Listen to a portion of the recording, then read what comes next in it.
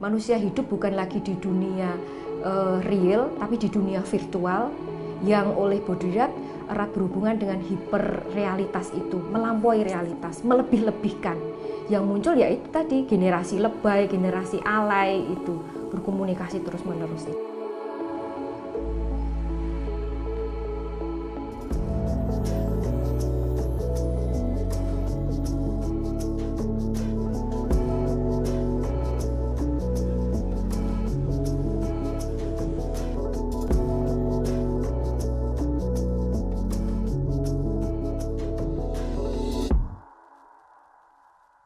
Ekstasi komunikasi sebetulnya ya sebuah kondisi ketika manusia merasa mempunyai kegairahan yang luar biasa untuk terus-menerus menyampaikan pesan, hiperkomunikasi, komunikasi yang terus-menerus, sehingga terdapat banyak sekali pesan-pesan yang terus-menerus disampaikan.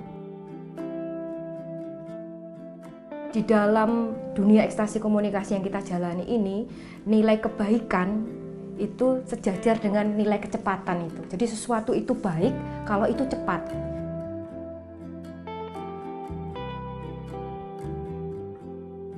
Kenapa ekstasi komunikasi ini bisa terjadi? Tidak lain karena banyak sekali dukungan dari kemajuan teknologi yang di situ ditambah dengan logika komoditi dari produsen untuk mengemas barang-barang, mengemas pesan menjadi sesuatu hal yang layak untuk dikonsumsi terus-menerus gitu.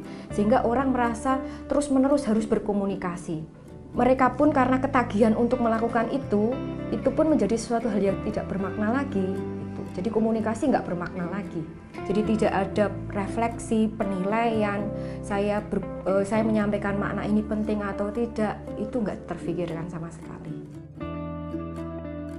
Megang handphone itu udah mulai dari SD sih sebenarnya. Kalau SD sama SMP tuh masih kayak diatur waktunya gitu loh. Malam yang udah jam 9 ke atas tuh aku udah harus tidur gitu.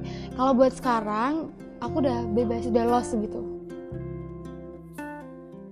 Buat main-main aja sih. Ya sosial media tentu. Kan waktu itu udah ada Facebook dan lain-lain. Tuh kalau sekarang kan fitur semakin banyak, ada film, ada media sosial yang makin banyak gitu. Jadi intensitasnya otomatis nambah.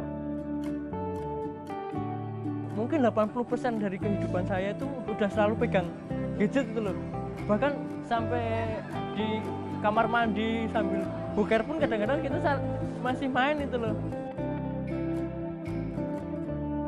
Mungkin saya pakai HP itu mungkin 5-7 jam. Itu juga jarang nggak standby gitu, nggak sih. Lebih dari 12 jam lah ya. Pokoknya kayak bangun tidur pasti megang HP, terus mau tidur lagi pasti masih megang HP gitu. Ini sudah seperti halnya pakaian, harus melekat. Sesuatu yang mungkin sudah memang nggak bisa terpisahkan untuk zaman sekarang ini. Dan ini keniscayaan, ini kan berkaitan dengan gaya hidup, bahkan berkaitan dengan sebuah profesi yang mungkin menuntut ini harus ada sekarang ini. Ada fenomena yang namanya internet addiction disorder, jadi gangguan ketergantungan internet. Indikatornya ketika seberapa besar penggunaan internet itu mengganggu kehidupannya sehari-hari. Nah, apalagi nanti sudah mengganggu keseluruhan hidupnya. Nah, seringkali orang tidak menyadari kalau dia ketergantungannya tinggi. Indikatornya itu memang tidak selalu jamnya. Kan bisa saja orang menggunakan internet dalam waktu yang lama tetapi dia untuk pekerjaan produktif. Itu asalkan tidak mengganggu kewajibannya ya. Orang punya kewajiban untuk berinteraksi tetap kan dengan keluarganya, misalnya memiliki kewajiban untuk beribadah. Nah, itu terganggu atau tidak? Kalau itu sudah mengganggu ya bekerja pun juga itu namanya dia ketergantungan terhadap pekerjaan. Ketergantungan itu kaitannya dengan kontrol diri. Jadi kalau orang itu bisa mengontrol dirinya, tentu dia bisa mengendalikan gadget itu. Nah, kalau sudah ketergantungan berarti kan malah orang itu sebaliknya, dia dikendalikan oleh gadget. Kemudian juga mungkin dia justru pelarian terhadap permasalahan hidupnya, mungkin stres justru malah mencari pelariannya, mencari hiburan di dalam internet itu. Kalau misalnya di Facebook saya postingnya untuk jualan.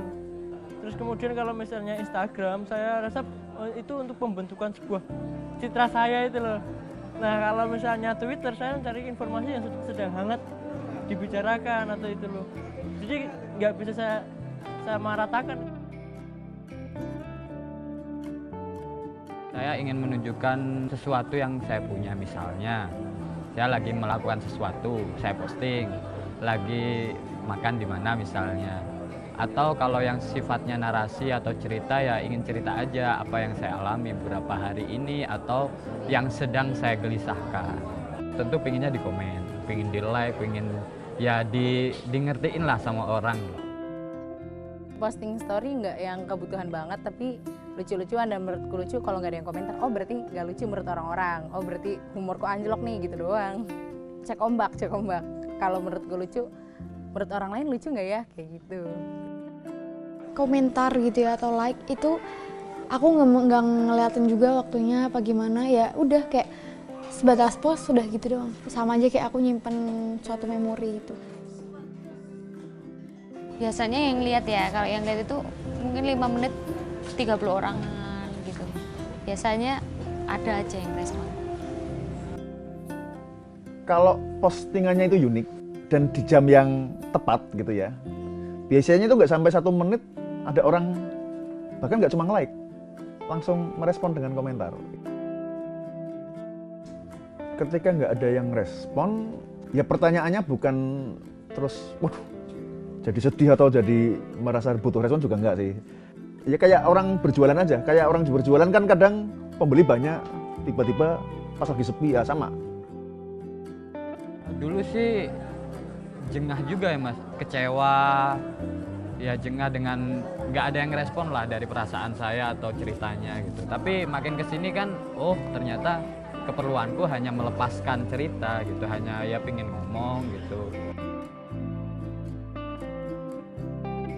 Dia melakukan ekstasi komunikasi tidak lain ya yang pertama eksistensi itu, berusaha untuk mendapatkan banyak follower, banyak like, sehingga yang didapatkan adalah komentar dari orang-orang yang justru itu berjauhan dengan secara fisik, berjauhan dengan dirinya. Kita teralienasi dengan dunia kerja kita. Ini teman-teman kita satu kantor banyak sekali, tapi kita sibuk sendiri untuk mendapatkan like dan komen dari orang-orang di luar kita. Sungguhnya ini kan kita terasing dengan lingkungan real kita. Kalau dalam kondisi ekstrim itu sangat mengganggu ya, kehidupan sosial. Tadi kan bisa saja harusnya dia memperhatikan anaknya, jadi dia lebih memperhatikan gadget. Nah ini yang sangat berbahaya kan ketika misalnya keluarganya sendiri atau anaknya sendiri merasa tidak diperhatikan orang tuanya karena orang tuanya sibuk bergadget. Saya kira kita saat ini mengalami itu semua. Disadari atau tidak, sedikit banyak kita mengalami itu. Paling tidak kita ada keinginan untuk selalu mengecek HP. Itu salah satu tanda-tanda kita sudah mengalami penyakit itu, penyakit sosial.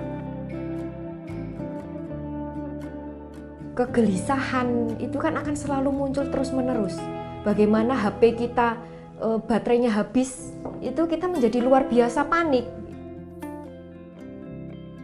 Saya kalau pas lagi kebetulan baterai HP sudah habis, listrik mati, itu saya masuk mobil, saya starter mobil, saya ngecas di mobil. Ada perasaan di mana, aduh nanti ketika si Anu menghubungi saya, ketika mereka kesulitan menghubungi kita ada rasa bersalah. Karena udah kebiasaan berselancar kemana-mana di media sosial, di YouTube dan lain-lainnya, akhirnya tiba-tiba itu hilang gitu ya. Pertama bingung lah, mau ngapain lagi gitu, sedangkan hari-hariku hanya itu gitu. Muter lagu doang. Paling muter lagu, nggak ada lagi yang bisa dilakuin soalnya. Biasanya gabut dikit lihat Instagram, udah sekarang nggak bisa lihat apa-apa nih karena jaringan internetnya jelek atau nggak ada, malah misal mati lampu apalagi kan langsung otomatis mati.